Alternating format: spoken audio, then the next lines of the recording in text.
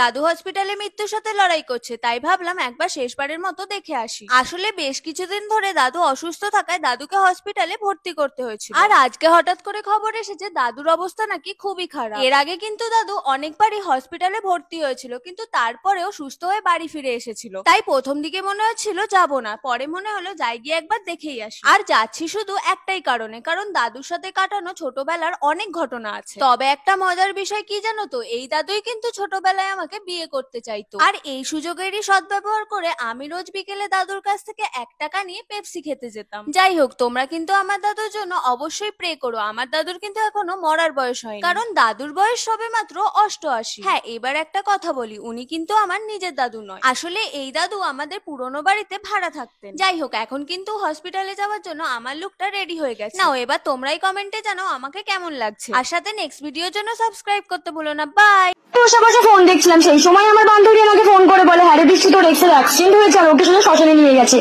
আমি ওকে একটা সময় খুবই ভালোবাসতাম, এতটাই ভালোবাসতাম যে আমি ওর জন্য পুরো পাগল ছিলাম। ওকে আমি বলেছিলাম যত যাই হয়ে যাক প্লিজ তুই আমাকে ছেড়ে যাস না, কিন্তু কি আর করা যাবে, সেই তো আমাকে শেষমেশ ছেড়ে দিয়ে চলেই গেল।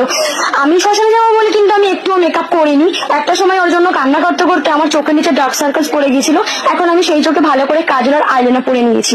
আমার হাতে যে কানেরটা দেখতে পাচ্ছ, সেটা হচ্ছে ওই আমাকে গিফট করেছিল। বেচারা আর দেখতে পাবে না যে কানটা আমি পড়েছি। যাই হোক, ওর কথাটা শুনে আমি না থাকতে পেরে আমি তাড়াতাড়ি করে রেডি হয়ে বেরিয়ে পড়লাম শ্মশানের দিকে। বেরিয়ে গিয়ে শুনলাম যে ওকে নাকি চুল্লির মধ্যে দেওয়া হয়েছে, আর ওই যে চুল্লির মধ্যে জ্বলছে। একটা সময় ওকে নিয়েও আমি অনেক জ্বলেছি ভাই।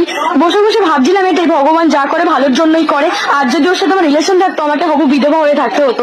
যাই হোক, একটা সময় তো ওর সাথে আমার রিলেশন ছিল, তাই অনেকটা কষ্ট হচ্ছিল, অনেক কষ্টও হচ্ছিল আর খারাপও লাগছিল। আহারে, খুব কষ্ট হচ্ছিল আমার।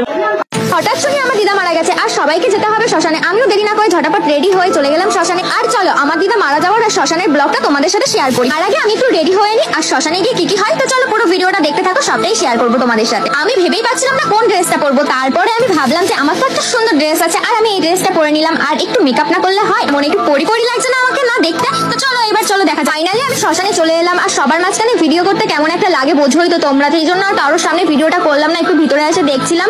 আর আজকে বেশি কিছু বলবো না, যেহেতু মনটা খুব খারাপ আছে, আর কিছু বলতে পারছি না। তো চলো টাটা, বাই বাই। এই যে এত ছোট একটা ছেলে, আপনার থেকে কত বছরের? ওকে এত ছোট না, আপনি বুঝে গেছেন সে বড়। ডেফিনেটলি আমি ওর সাথে 4 বছর থেকে একসাথে আছি, তো ওর এজ তো আমার জানা আছে। মামুন আমাকে যেভাবে খেয়েছে বা মামুন আমাকে যেভাবে হ্যাপি রেখেছে, সেভাবে আজ পর্যন্ত কেউ আমাকে হ্যাপি রাখে নাই বা এভাবে চাইনি বা এভাবে ভালোবাসেন। এই যে দেখেন, আমরা জানলাম যে আপনি ওকে এটা দিয়েছেন ওটা দিয়েছেন, এটা আমি বলতে চাই না, আপনি কেন বলেছেন? এই যে আমরা জানলাম, এর মাধ্যমে আরো 10-12টা ছেলে জানছে, 10-12টা মেয়ে জানছে যে আপনি লায়লা, বয়সে বড় একটা মহিলা, তিনি তার বয়ফ্রেন্ডকে খুশি করার জন্য, হাজবেন্ড আপনি বলেন নাই, বয়ফ্রেন্ড বলেন নাই, কি যে একটা সম্পর্ক। যাই হোক,